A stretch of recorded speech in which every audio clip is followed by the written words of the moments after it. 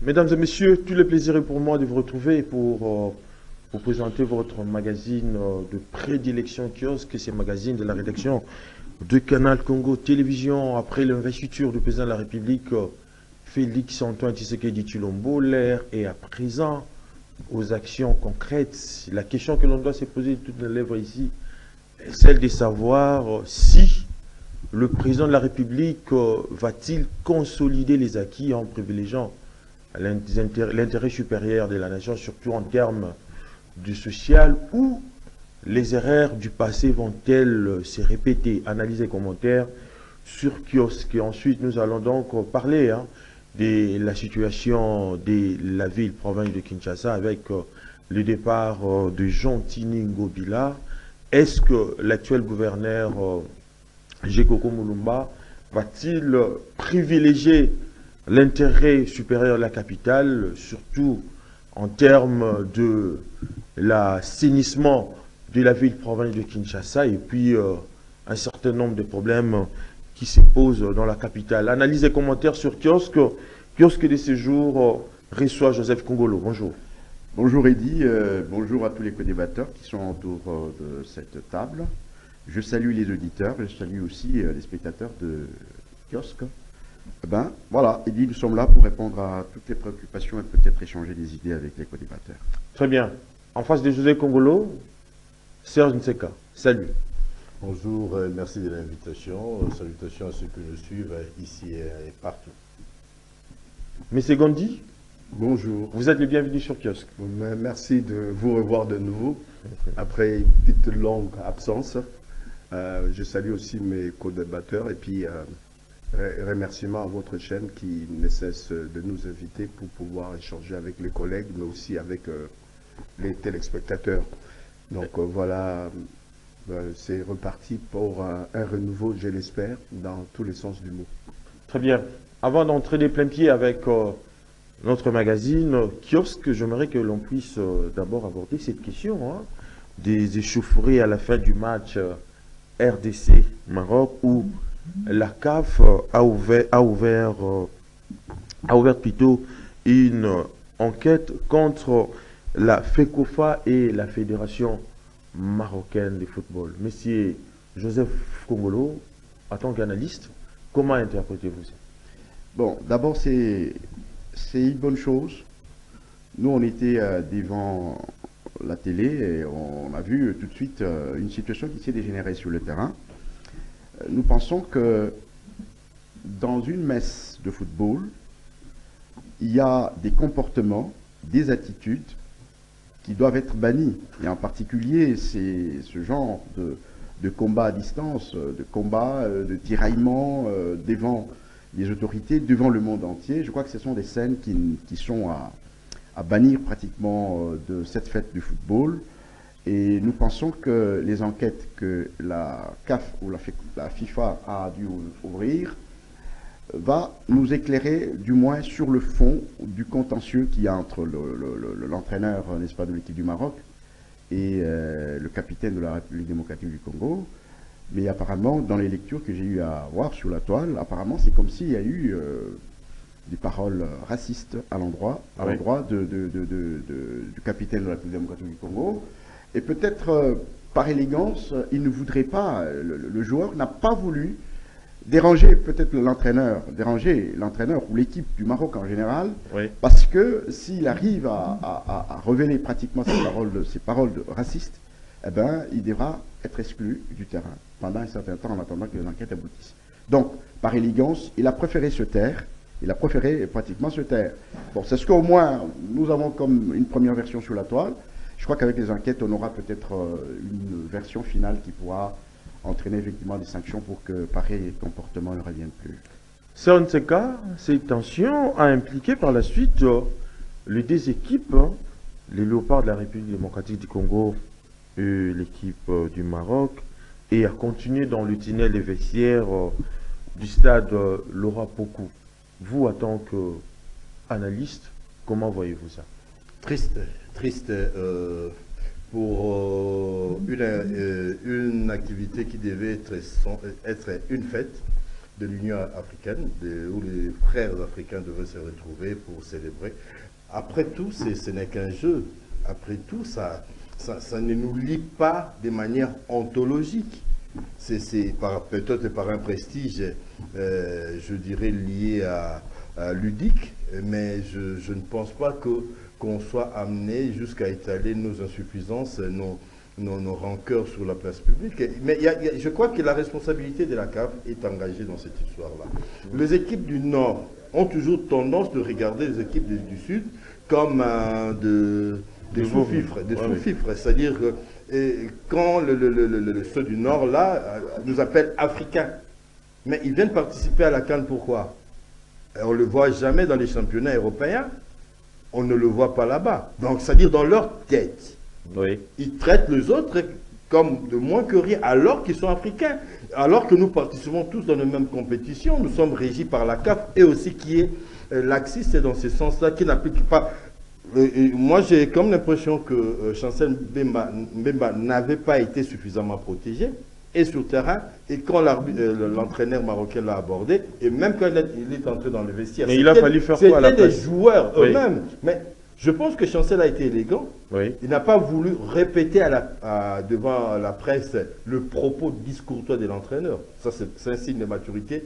On l'a insulté sur la toile, on l'a insulté, les Marocains l'ont insulté, mais moi je pense que c'est un monsieur, et il le dira. Certainement, il a dit à la FECOFA, aux responsables de l'équipe et aux organisateurs.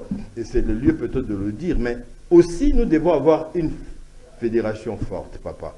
Oui. On va nous respecter par l'ampleur, l'envergure de notre fédération. Elle représente quoi aujourd'hui, FECOFA? Quelles sont les personnalités qui peuvent se lever et parler à son homologue marocain, rappeler à l'ordre, exiger des sanctions? Parce que ces sanctions-là, ça n'arrive pas automatiquement. C'est selon la tête des clients. Si on a des gens capables de discuter avec la CAF, là, sincèrement, je suis en train de regretter Constant Omari qui, dans pareille circonstance, pouvait prendre de la parole et se faire respecter la voix du Congo. Mais je voulais terminer par quelque chose, l'échange médiatique, et même sur le net, dont Cédric Bakambu est victime. Chers amis, mais Bakambu, c'est notre joueur. Ça arrive à tous les grands. Ça arrive à tout le monde. Vous avez vu que même quand il prenait le ballon, il était sous pression, il était tendu, il était conscient de la responsabilité. Et comme leader, comme joueur majeur de l'équipe, il voulait faire quelque chose, pas pour lui, mais pour donner de l'avantage. Mais il a fallu pour lui les marquer quand même. Nous-mêmes, nous avons commencé à surveiller le fleuve et de l'autre côté, on nous regarde. La CAN ne se joue pas seulement en Côte d'Ivoire, mais aussi ici. Je salue les amis de Brazzaville. Alors, c'est vraiment un poids, c'est toute une responsabilité. Qu'on arrête, on peut regretter, on peut dire des choses techniquement, mais qu'on reste là. Très bien. Qu'on n'aille pas loin parce que là, c'est vraiment tuer quelqu'un, tuer le moral de quelqu'un et c'est pas bon. Mais c'est Gandhi, Bemba Chancel a déclaré avoir entendu un mot déplaisant tout en refusant toutefois de mentionner desquels mots il s'agit.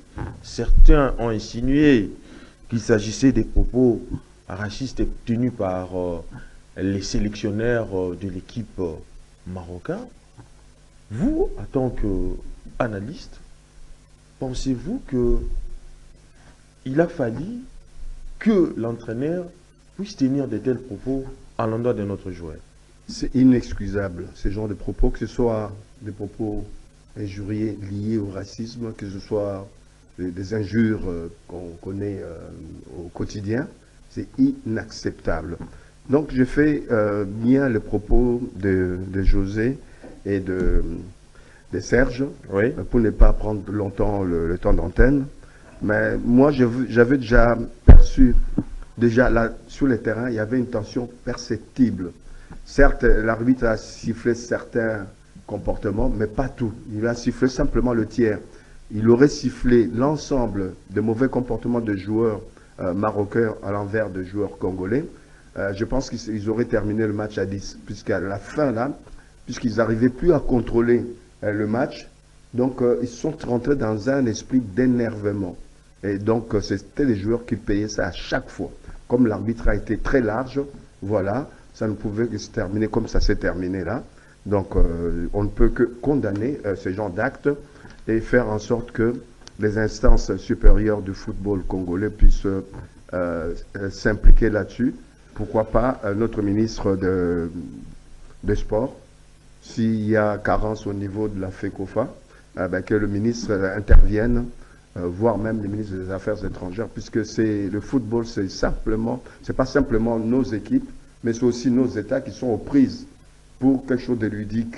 Mais on ne devrait pas en venir aux mains, aux injures, alors d'autant plus que les deux pays ont une histoire où il y a des rapports très privilégiés. On a vu à l'époque de Mobutu, même maintenant, je pense que les relations sont des très bonnes relations au niveau officiel.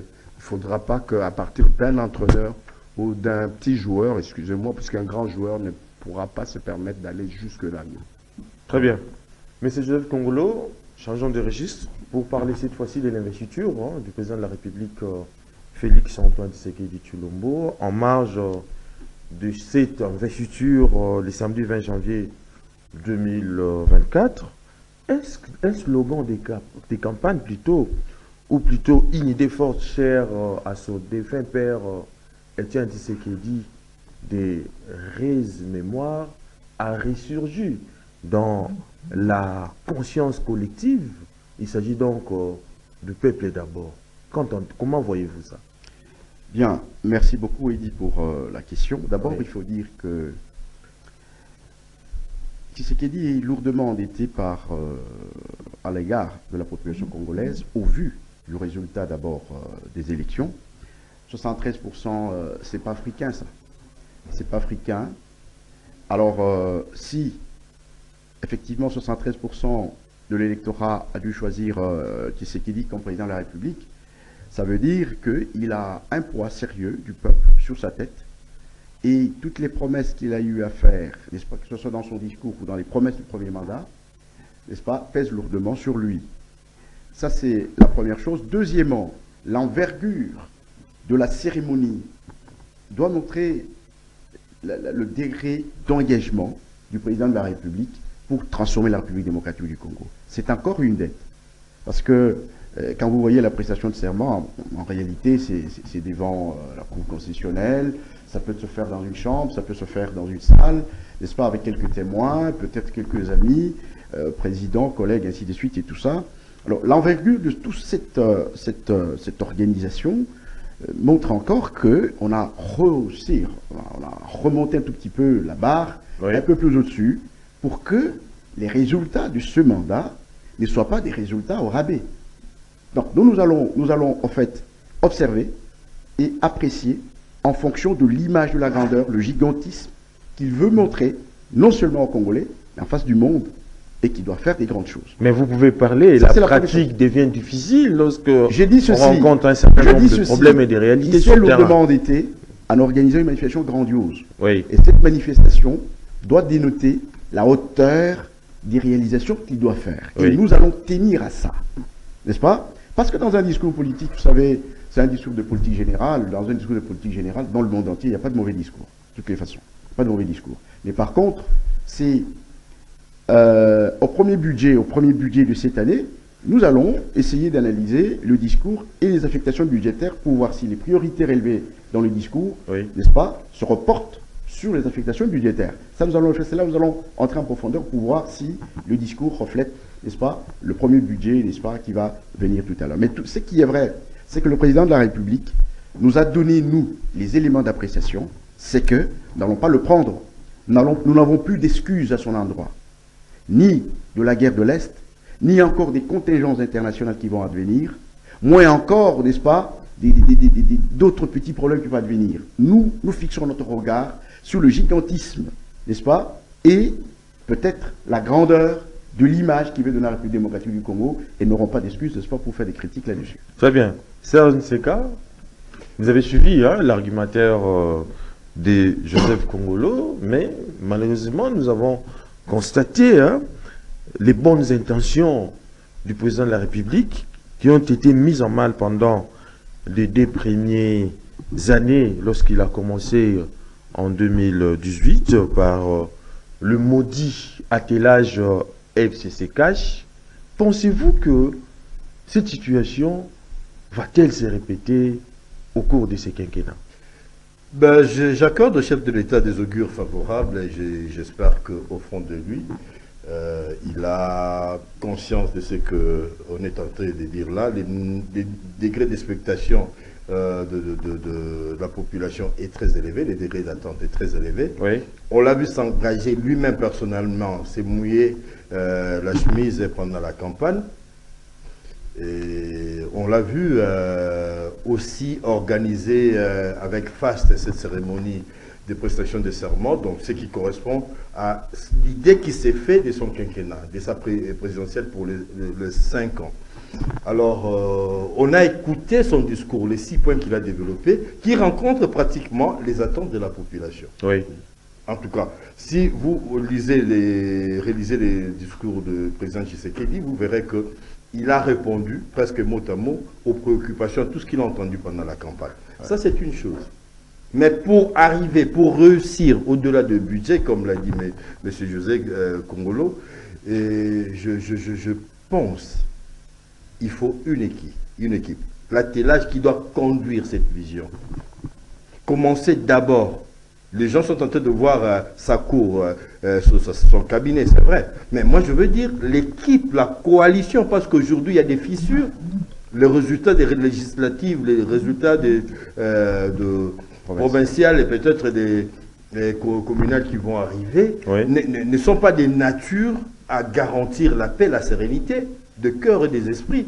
Et quand on a des partenaires sur qui vous, au départ déjà, il y a des diversions de vision, je pense que ça sera difficile de parvenir à quelque chose. Donc, l'autre challenge de Félix Tshisekedi sera de nous montrer à nous que ces amis-là, qui créent un ordre de compagnons de la Révolution, de compagnons de Félix, et qui auront un rôle peut-être d'accompagnement et tout, mais qui prennent des gens qui seront jugés sur le résultat, qui seront résultés par rapport à leur efficacité, et qu'il essaie un peu de resserrer ses rangs, de discuter avec ses partenaires. On l'a vu, on a vu des gens qui se sont mouillés, Jean-Pierre Bemba, Bahati Lukwebo, Vital Kamerhe, tous les autres, et là, ils ont apporté de leur pour qu'on fasse barrage au bloc de Katumbi qui était en face, qui n'était pas moindre, qui n'est pas moindre. J'ai vu Katumbi dans sa campagne, on disait qu'il était médiocre et tout, mais quand il parlait des VAR, il était en osmose avec la population. C'était pas rien. Donc, le président Félix s'est engagé à payer je crois, de son corps, de sa vie, pour avoir cette victoire-là. Et cette victoire ne doit pas tomber à l'eau du fait des mécontentements ou des caprices de certains amis, parce que par le passé. Non, on n'est plus dans le passé, on doit voir le Congo. Et l'intérêt du Congo exige aujourd'hui la sérénité autour de la famille présidentielle, famille politique, et aussi qu'on puisse balayer la cour. Dans la cour, vous apportez quoi? Des gyrophares, des costumes, des voyages, et après. Parce que tous ceux qui ont voyagé avec le président pendant les vacances, la campagne ici, vous avez vu qui? Des gens, des selfies et tout le reste, dans les avions, des communicateurs internationaux. On a vu qui relayer les discours du chef de l'État? Pas grand monde. Pas grand monde. Donc, on doit prendre tout cela en considération et essayer d'avoir toujours comme indicateur en face la population, le besoin de la population. Aujourd'hui, le degré de détresse est quand même élevé, et la misère est là, la pauvreté est là, il y a la cour, le franc congolais qui continue à perdre de sa valeur. Le dire, c'est pas être contre le président, parce que lui-même l'a dit que il a parlé de taux de stabilisation monétaire. Donc, si nous on le dit, c'est pas qu'on soit contre. Et je pense que c'est même le moment de le dire, que les amis du président ne le prennent pas mal. Ses frères ne le prennent pas mal, mais il est le président des Congolais. Il n'est pas le président d'un parti politique, il est le président de tous les Congolais, même de ceux qui n'ont pas voté pour lui. Très bien. Monsieur Gandhi, je reviens à vous. En dépit de quelques actions réussies sous la bannière de l'Union sacrée de la nation durant les 3 dernières années, de son premier quinquennat, notamment au chapitre de la gratuité de l'enseignement, de la gratuité de la maternité, le peuple congolais est resté dans sa soif, surtout en ce qui concerne les attentes en rapport avec le social. Pensez-vous cela va réellement être concrétisé? Oui, d'abord, je dis l'événement qu'il a consacré, c'est un événement qui est et qui restera dans l'histoire de mon vivant. Et puis, au travers de mes différentes lectures, je n'ai pas vu ou compris qui, avant lui, un chef d'État congolais, voire même africain, a eu ce genre de consécration. Par rapport à la question, moi j'ai dit... Pourquoi vous rigolez? Vous le direz peut-être plus tard. Je dirais que par rapport à votre question, oui. Moi j'ai dit c'est une opportunité, une double opportunité. À la fois une opportunité pour le président de la République d'aller plus loin, de concrétiser ce qu'il a promis au peuple congolais. Il y a eu des signaux déjà, même si aujourd'hui les gens ne sont pas tellement perceptibles par rapport à ce qui a été fait, vous l'avez dit, oui. Pas mal de réalisations ici ou là. Je pense que cette fois-ci, c'est une opportunité pour lui d'aller encore plus loin, de répondre à l'essentiel des besoins, de l'attente de nos populations. Une opportunité pour nos populations de pouvoir enfin vivre un avenir porteur d'amélioration de leurs conditions de vie.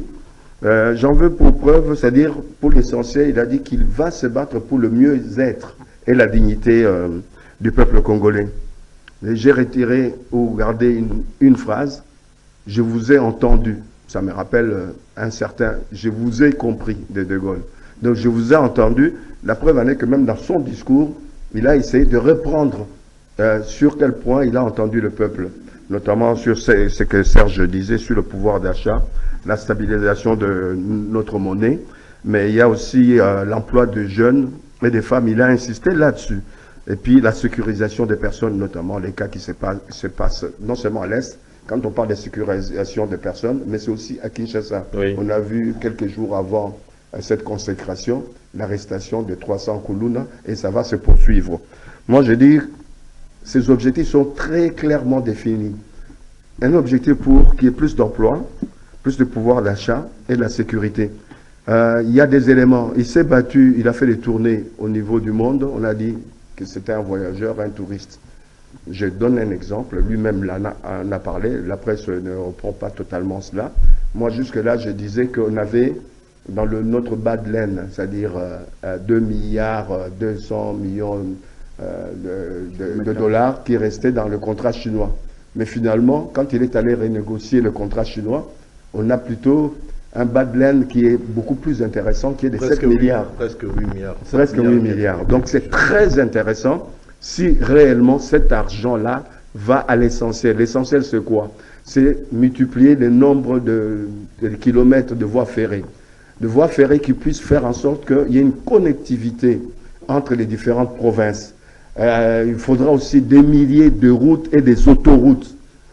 Cet argent permettra de construire d'autres hôpitaux au niveau des provinces. Il ne faudra pas, comme ceux de Kinshasa qui vont aller se faire soigner en Inde ou en Europe, que ceux de province viennent se soigner en Kinshasa, faire en sorte que dans tous les pôles plus importants, qu'il y ait des grands hôpitaux avec du matériel moderne. Oui. Donc, faire en sorte que les 145, le projet de 145 territoires aille très vite, ce qui peut résorber un peu le chômage, l'agriculture.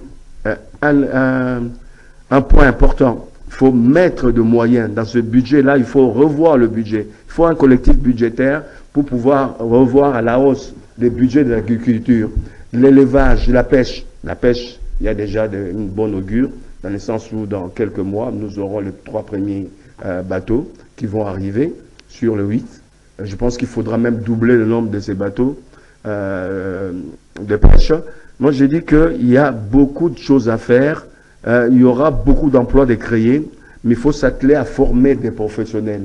Aujourd'hui, moi, je préconise que le gouvernement qui va être mis en place, en passant, que ce soit un gouvernement resserré, limité à moins de 25 pas ministres. budgétivore, là. Pas budgétivore. Oui. C'est pas seulement par le fait qu'ils nous bouffent de l'argent pour rien, mais c'est aussi qu'on rentre dans les axes, les 6 axes du président de la République. Les 6 axes ne demandent pas d'avoir 40 ministres Mais, au ministère. mais un petit gouvernement risque de ne pas satisfaire Non, non. les intérêts des Non, alliés. le gouvernement, c'est pas le gouvernement qui fait les choses.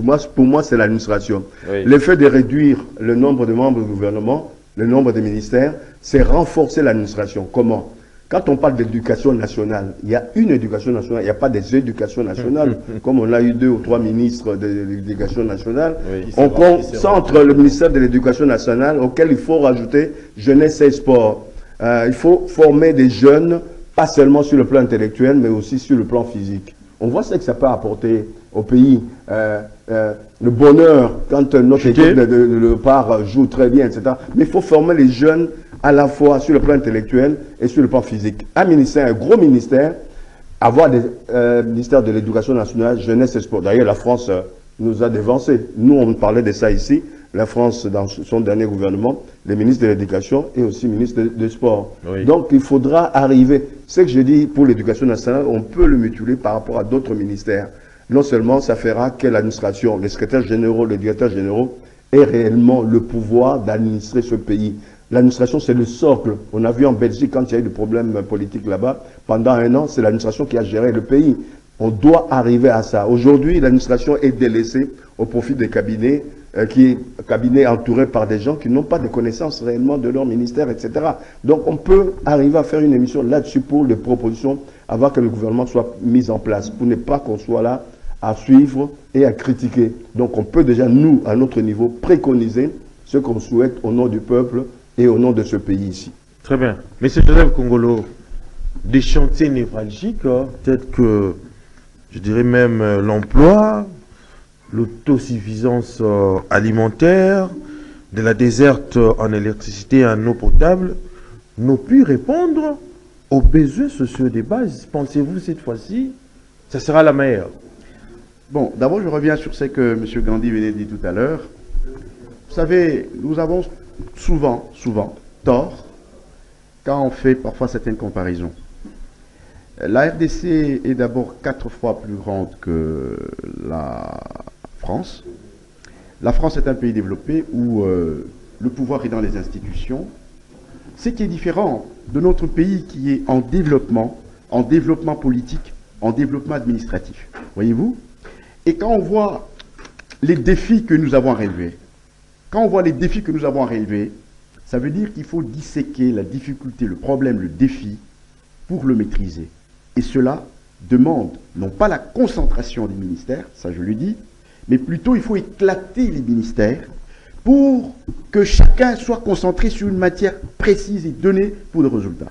Alors, si vous croyez qu'il faut mettre l'éducation, le sport et tout ça ensemble, moi je dis, dans l'état où se trouve la République démocratique du Congo aujourd'hui, je crois que ce serait une mauvaise procédure. Ça, c'est la première chose. Deuxièmement, nous avons un niveau de développement politique très bas qui veut, aujourd'hui, il nous faut absolument, on l'a dit tout à l'heure, il y a eu beaucoup de frustration, ça veut dire qu'il faut caser suffisamment des politiques, non pas seulement dans les ministères, mais plutôt dans d'autres institutions qui doivent, en principe, faire le contrepoids de ce qui existe.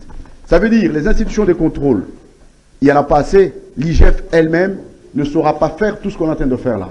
Ça, c'est la première chose. Deuxièmement, il faut ouvrir d'autres institutions. Ce qui fait qu'il faut caser, occuper une majorité des politiques, n'est-ce pas, dans les institutions. L'essentiel, c'est de les former, que ce soit des gens compétents, pour pouvoir atteindre les objectifs. Ça, c'est la première chose. Deuxièmement, quand vous dites que les défis sont très grands, quand les défis sont très grands sur un espace de 2 345 000 km², il faut décentraliser le pouvoir. On l'a déjà décentralisé sur la forme. Oui. N'est-ce pas? Mais est-ce que dans le fond, le pouvoir est décentralisé? On fait allusion à quoi, effectivement? Ça dit que nous avons 2 sources de pouvoir aujourd'hui. Oui. Nous sommes au niveau national, au niveau provincial. En principe, on doit aller plus loin, au niveau des entités décentralisées. Malheureusement, on est pratiquement en expérimentation avec ces élections. N'est-ce pas? Est-ce que quand vous voyez le comportement du gouverneur par rapport aux députés, par rapport au bourgmestre, vous comprenez ça? Est-ce que le gouverneur, n'est-ce pas, il fait la rétrocession au niveau des administrations locales? Non. Donc, nous sommes dans la charpente institutionnelle, nous avons une décentralisation du pouvoir. Oui. N'est-ce pas? Mais dans les faits, ce sont des choses qui n'existent pas. Très malheureusement, ça n'existe pas. Même les petites sources d'argent des entités décentralisées telles que les petits marchés par-ci par-là, c'est la DGK qui s'en occupe aujourd'hui. Ce qui fait que nous avons des institutions qui n'ont pas de moyens pour travailler. Voyez-vous? Donc, il y a un travail en profondeur qu'il faut arriver à faire. Plus vous avez le défi, plus il faut arpenter des moyens pour pouvoir relever ce défi. Les moyens, là, c'est quoi? Ce sont des politiques, ce sont des réformes, ce sont des compétences qu'il faut mettre ensemble. Et ça, c'est un grand travail. En fait, on ne peut pas être leader, n'est-ce pas, sans être capable de choisir des gens capables de t'accompagner, n'est-ce pas, dans le défi. Mais il y a des réformes qui souffrent d'application jusqu'à ce jour. Mais justement, c'est ce que je suis en train de dire. Nous sommes dans la forme, mais nous ne sommes pas dans le fond. Je ne sais pas si vous me suivez. Nous avons des pentes mais à vous entendre parler, nous avons des lois qui existent. C'est comme si vous voulez qu'on assiste aussi à une floraison des réformes, alors que ce qui est déjà là n'est pas appliqué jusqu'à présent. Je vous donne raison, on commence par appliquer les réformes qui ont été déjà adoptées. On commence par faire ça. Et voir ajouter d'autres réformes. Oui. Il y a encore beaucoup de besoins pour arriver à relever tous ces défis-là. Et là, moi j'ai recommandé au président de la République, je crois que je lui ai écrit même au début du mandat, il y a ce qu'on appelle les cabinets Moulili chez nous ici. Le président doit avoir des cercles de réflexion, ce qu'on appelle en anglais think tank, ou des gens qui ont l'expérience, des gens qui ont fait longtemps dans un domaine donné, des gens qui ont les clés pour le développement de certains secteurs. S'ils ne peuvent pas être pris dans les institutions, mais au moins ils peuvent participer en donnant des idées précises. Oui. Voyez-vous? Et ces idées-là, quand on vous les donne, qui les étudie? Il faut aussi une équipe qui soit capable de déchiffrer, d'étudier des projets, n'est-ce pas? Et d'approcher les gens, d'affûter, n'est-ce pas, tous ces projets avant de pouvoir les mettre en chantier. Même les 55 territoires, ce sont des idées qui sont venues des gens et que le président a adoptées. Voyez-vous? Or, il y a plusieurs projets. Nous avions dit ça. Ça, c'est la première chose. Deuxièmement, le monde est à une très grande vitesse. Les transformations dans le monde sont à une très grande vitesse. Il faut des structures d'anticipation. Est-ce que nous avons des systèmes d'intelligence stratégique ici? Donc nous avons beaucoup d'intellectuels qui chôment, et il y a d'autres qui se plaisent à voler l'argent, alors que ce sont des gens auxquels on peut donner 1000 $, 700 $ par mois, pour tout simplement se réunir, voir la marche du monde. Qu'est-ce que le Congo doit faire pour résister dans l'évolution du monde? Qu'est-ce qu'il faut pour maintenir le territoire national, par exemple, pendant que le monde entier veut? Il y a des cercles de réflexion. Il faut construire, entretenir, pour donner des idées, et ces idées-là vont constituer la matière. Je vais vous donner un dernier exemple. Aux États-Unis, par exemple, chaque président, avant d'entrer en fonction, les États-Unis font le tour du monde.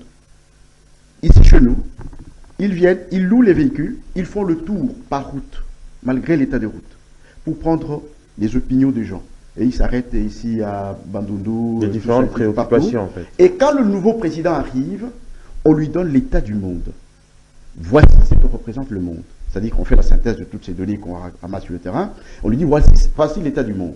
C'est la pauvreté, c'est ceci, c'est cela, c'est cela, c'est cela. Comment les États-Unis peuvent maintenir leur émergence ou encore leur prééminence sur les autres nations. Et vous avez des éléments sur base desquels vous pouvez construire des politiques qui réussissent. Donc, nous avons aussi, nous, ce défi-là. En tant que le président a montré, la cérémonie a été grandiose, nous devons aussi être grands dans la manière de réfléchir, non seulement pour le Congo, évidemment aussi pour l'Afrique, parce que nous devons aussi exercer le leadership africain. Très bien. Changeons de registre pour parler cette fois-ci de ce que j'avais annoncé tantôt au début de cette émission. Par rapport à la gestion de la ville-province de Kinshasa. Mais c'est ça, Nseka. Hier, Gentini Ngobila a été suspendu de ses fonctions. Aujourd'hui, la gestion est gérée par... en fait, la ville est gérée par Jokoko Mulumba. Pensez-vous qu'il va démêler les chevaux? Je fais un lien avec l'avant-dernier sujet. Le chef de l'État vient avec beaucoup de promesses, beaucoup d'attentes, et qu'il promet de travailler autrement. Et travailler autrement, c'est notamment l'efficacité, l'effectivité de l'action politique. Il y a au tout dernier Conseil des ministres, il a demandé à charger quelques ministres de se charger des dossiers relatifs aux inondations dans la ville de Kinshasa. Nous sommes dans la ville de Kinshasa. Oui. Jusqu'à aujourd'hui, il n'y a rien qui se fait. Sauf des gens qui sont appelés dans des bureaux des quartiers pour inscrire leur nom. Le changement attendu n'est pas encore au rendez-vous. Bémol, il n'y a pas encore de gouvernement. Mais il y a un gouvernement qui travaille. Donc l'État ne part pas en vacances. Cet esprit que nous attendons, la parole du chef doit toujours correspondre à une action.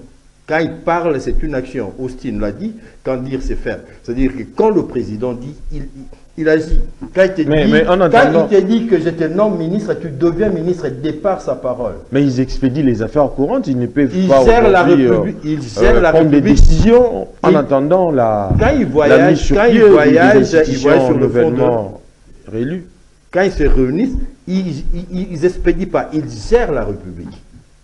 Même pendant la campagne, ils s'étaient restés là avec la responsabilité de gérer. Ce n'est qu'un exemple, je ne vais pas rentrer là-dedans. C'est-à-dire que le chef a dit, on a planché sur ces dossiers-là dans le Conseil des ministres, il n'y a rien. La ville de Kinshasa, Ngobila est parti.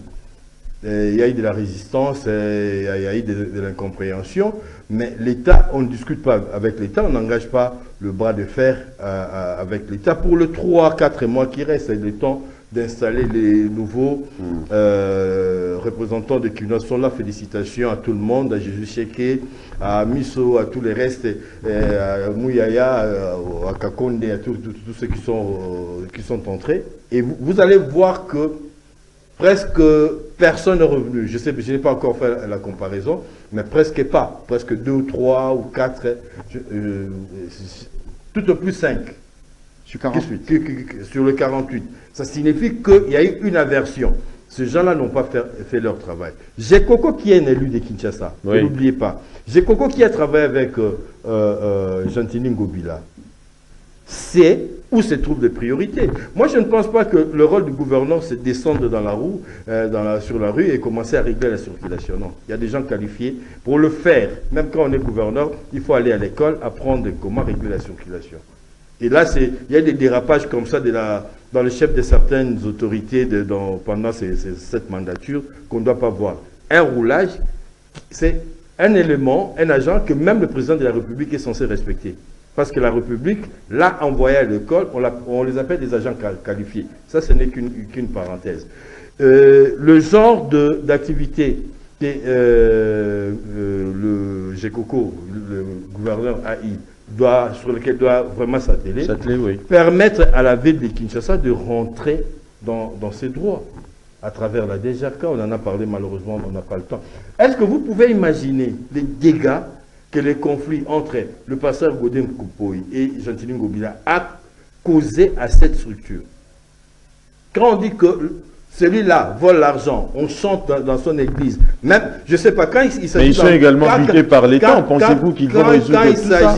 Quand il s'agit d'un bongo, il y a levé des boucliers, mais les Godin ont le droit de faire la politique, d'insulter, d'attaquer les gens dans leur église sans que ça n'émeuve personne. C'est 2 poids 2 mesures, je ne comprends pas. Je referme vite la parenthèse. C'est-à-dire que la population aujourd'hui hésite pour payer l'impôt. Il y a la grande échéance qui arrive là au 1er février, on doit payer l'impôt foncier et le retenu locatif. Mais les gens hésitent. Pourquoi? Parce que quelqu'un, une autorité de la ville de Kinshasa, a sali. On ne doit pas personnaliser le pouvoir. On est là pour un temps, oui. Et pour... C'est-à-dire, le gouverneur GECOCO doit aider la DGRK à faire son travail. Doit assainir. Le gouverneur doit s'occuper des sinistrés qui sont là abandonnés à leur propre sort. Bien qu'on parle de la responsabilité du gouvernement central, mais la ville aussi a des fonds, a des moyens pour intervenir, ne serait-ce que de manière symbolique par rapport quitter le centre-ville pour aller à bon marché ici. C'est une sinécure aujourd'hui. Je crois qu'il est mieux placé comme élu de Kinshasa, Kingabwa, du métier, et comme Kinois, ayebi ba réalité à Kinshasa Jekoko 48 heures. Ayebi en autosolon avec Kinois, ayebi yango, biso tozana te pour nous rappeler, et il est payé pour faire ce travail. Nous comptons sur lui pour avant d'Isata, Atikangota Nanzela, qui va au qu'il y a quelque chose. Parce que écrivez une lettre aujourd'hui. Dans le ministère de la ville à Kinshasa ici, on ne vous répond pas. L'administration n'existait pas, les amis ont parlé de l'administration ici.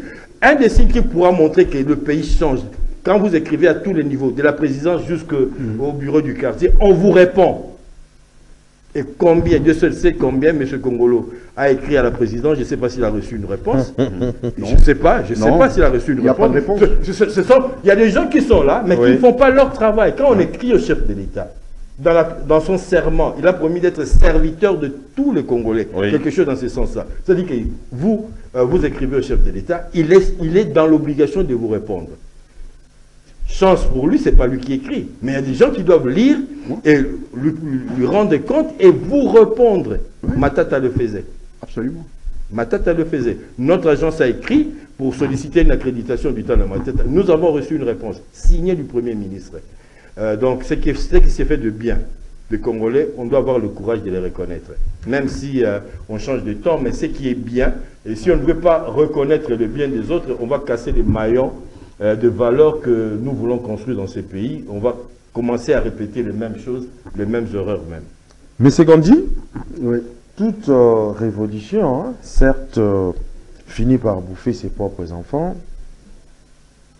Néanmoins, le timing de la persécution sacrificielle de Gentini Ngobila Mbaka dans la capitale interroge, car de toute évidence, il serait illusoire et voire même présomptueux de croire que la ville de Kinshasa serait mécaniquement acquise plutôt au pouvoir en place, notamment par rapport à la gestion. D'autant plus que vous avez suivi, certes, la réaction de CRNCK par rapport à ça. Votre réaction? Ma réaction, avant, je vais d'abord épuiser quelque chose qui nous met en lien avec José Congolo sur l'administration. Je persiste et signe. De l'expérience de notre pays depuis 60 jusqu'à ces jours, on a toujours eu des gouvernements pléthoriques. Mais quand tu regardes les résultats, nul. Je persiste et signe qu'il ne faut pas qu'on continue avec cette façon de fonctionner. Il faut ressusciter l'administration. L'administration, c'est le socle d'un État. Tant qu'on n'aura pas mis en place un gouvernement efficient, efficace, l'exemple de M. Nseka est patent, c'est-à-dire vous écrivez, vous n'avez pas de réponse. Même le gouverneur, moi j'ai écrit plusieurs fois au gouverneur et au président de l'Assemblée. Mpoyi, on peut le critiquer, Mpoyi répond au courrier dans le temps. Donc quand il n'y a pas une administration, que ce soit l'administration centrale, que ce soit l'administration de la présidence, du gouvernorat et autres. Mais on peut ou ne pas vous répondre, mais quand même. Non. Au-delà, là c'est un exemple. L'exemple que les amis ont donné, c'est un exemple. On doit répondre. C'est un exemple négatif. C'est un exemple qu'ils ont donné. Mais il y a pire que ça. L'administration n'existe pas si vous allez vous rencontrer l'administration dehors, en dessous des arbres. Mais quand vous allez à l'intérieur, vous ne savez pas qui est qui. Vous verrez dans une pièce, ils sont à 5, à 6, à 7, à 10. Ils se disputent le traitement du dossier. Moyennant quelque chose, l'administration n'existe pas. Il faut ressusciter cette administration. C'est ça qui peut soutenir l'État qu'on veut construire. C'est ça qui peut soutenir certains projets. Répondez maintenant à la question. Suivre certains projets sur le terrain, c'est l'administration. Oui. Ce n'est pas le gouvernement qui viendra suivre les actions sur le terrain, les actions du président, c'est l'administration. Pour répondre à la question, moi j'ai dit Ngobila, mieux vaut tard que jamais. Mais il y a longtemps que Ngobila devait partir. Ngobila a failli faire échouer le président de la République par rapport à ses dernières élections, ne serait-ce que pour la ville de Kinshasa. Dieu merci, ça en est bien sorti. Donc Ngobila, on ne devrait même pas continuer à discuter. Ce qu'on peut souhaiter, c'est que c'est lui qui va remplacer Ngobila fasse le travail correctement. Moi, je vois des signaux aujourd'hui. Quand je vois Ngouma, complètement Ngouma va être en travaux. Ça a été improvisé, je ne pense pas. Le projet existait. Mais pourquoi est-ce que ce projet n'a pas vu le jour pendant que Ngobila était là? Manque de moyens? Mais lorsque Ngobila a réduit l'opposition à sa plus belle expression, là, il était bien. Mais quelle opposition? Il devient mauvais. Non, mais il a réduit à sa plus simple expression. Quelle opposition? L'opposition farouche. Non, mais vous pensez, l'opposition, c'est simplement pour aller manifester sur le terrain. L'opposition, c'est aussi un débat, un combat d'idées. Je peux être d'accord, mais, j'ai dit, je suis d'accord avec ce que le président a fait, mais, je ne suis pas d'accord, mais, etc. On n'a pas eu cette opposition intelligente qui dit oui, ce qu'il fait, c'est bien. Je vais encore citer quelqu'un, j'aurai des problèmes avec Serge. Le seul que j'ai vu dans l'opposition qui pouvait dire oui, mais, ou non, mais, c'est Mouzito. C'est arrivé. Mais dans l'ensemble, l'opposition basée son rôle sur le terrain à faire des manifestations qui ne rapportaient rien. Ngobila parti, moi je pense que c'est une bonne chose pour lui. Ngobila parti, c'est une bonne chose pour les Tudois. Comment est-ce qu'on peut voir un gouverneur de la ville et locataire chez des gens, notamment là où il y avait des ministères de la ville? Là, ils sont dehors après un jugement. Pourquoi ils ne payaient pas de loyer? Ça pose un problème. Je ne vais pas proposer le problème de ma famille où Ngobila nous doit beaucoup d'argent et qui ne paye pas, qui ne règle pas de loyer. Quel exemple il donne? Quel exemple il donne? Il faut que cette gestion de la ville soit donnée à d'autres personnes, à des vrais gestionnaires. Très bien. Monsieur Joseph Kongolo, je termine par vous. Faudrait-il admettre que Ngobila est victime expiatoire? Je crois que il faut apprendre à mieux chuter, à commencer, mais bien terminer. N'est-ce pas? Oui. C'est très important. Je crois que c'est ce que même l'entraîneur du Maroc, il a mal chuté, il a mal terminé parce qu'il était déjà sous pression. L'équipe sous pression, lui aussi était sous pression. Il a mal terminé le match. Je crois que c'est le cas de Ngobila. C'est vrai que Ngobila, on peut tout dire, hein, c'est l'un des meilleurs gouverneurs en termes de réalisation. Il le dit lui-même. Attendez. Ngobila vous construit le... Ah oui, moi je vois les faits, sur le terrain. Il vous a construit le grand marché. Moi, Il le fait, il a fait. Attendez. Il a traîné les pas, Écoutez, il a traîné les pas. Le grand marché est là.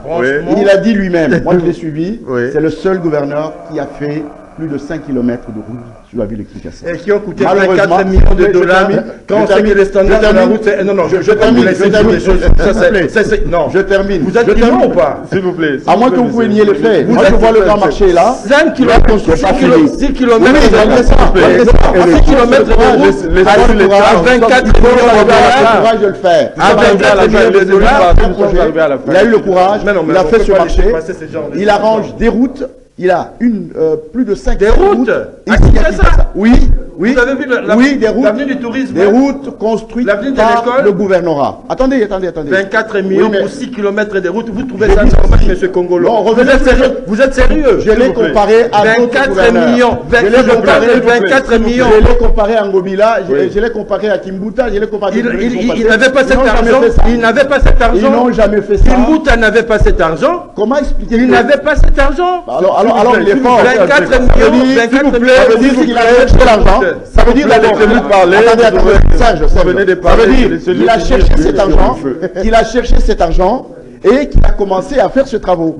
Donc, le fait de chercher cet argent que Kimbuta ne pouvait pas avoir, lui, il a eu dans la même ville de Kinshasa. Immédiatement après lui, ça veut dire qu'il est déjà différent de nous. Ça veut dire qu'il est différent de nous. Non. Je ne dis pas qu'il est parfait. On doit parler il a des en erreurs. termes d'efficacité et non en termes de réalisation bidon qui ont coûté plus que la normale. L'efficacité, qu'on va justifier. Non, c'est un aspect. C'est pas un aspect. Ça, c'est mentir aux Quinois. C'est mentir aux Quinois qu'on a construit. Il a un bilan. Alors qu'on construirait. Il a un bilan. Écoutez, je ne suis pas pour Ngobila. J'ai dit ceci. De l'autre côté, c'est la ville la plus sale. C'est la ville la plus sale qu'on ait jamais connue. Ici à Kinshasa. Et ça, chaque jour, quand je voyage et quand je rentre, la première chose qui frappe l'œil, c'est la saleté de la ville. Là, je le condamne proprement. C'est comme qui dirait il n'y a pas des hommes parfaits, en fait. Ben évidemment, il n'y a pas des hommes parfaits. Mais en plus, il y a un problème de carence de gouvernance. Ça, je l'ai dit. Une carence de gouvernance notoire. Ngobila, par semaine, il a 2 jours au bureau, 3 jours, il est dans des bureaux secondaires. C'est pas correct. Mais qui devait sanctionner? Pardon? Qui devait sanctionner Ngobila? Mais c'est l'Assemblée provinciale. C'est qui? C'est l'Assemblée provinciale qui doit sanctionner Ngobila. Qui était corrompu. Ah qu'est-ce que vous voulez? Mais c'est ça le problème. En fait, vous avez une chose à son contraire. Non, je n'ai pas une chose à son contraire. J'ai dit ceci. Ngobila a un bilan qu'il a présenté. Il a construit un marché moderne. Ça, au moins, on ne peut pas le réfuter. Quel marché Deuxièmement, moderne? Sur oui, quel timing? celui-là. On parle de la gestion moderne. Tout à fait. Ce marché-là devait durer combien de temps? Devait coûter combien? S'il vous plaît. Ça a pris combien de temps? Et vous voulez sortir ça aujourd'hui comme un bilan? Au moins, ce marché existe. Ben, Deuxièmement, c'est fini. il n'a pas moins de 15 km de route. Il est terminé. Nous sommes arrivés pratiquement à la fin. Il n'a pas moins de 15 km de sur cette route. Alors, S'il vous plaît. le ministre 15 C'est moi un gouverneur qui a fait ce que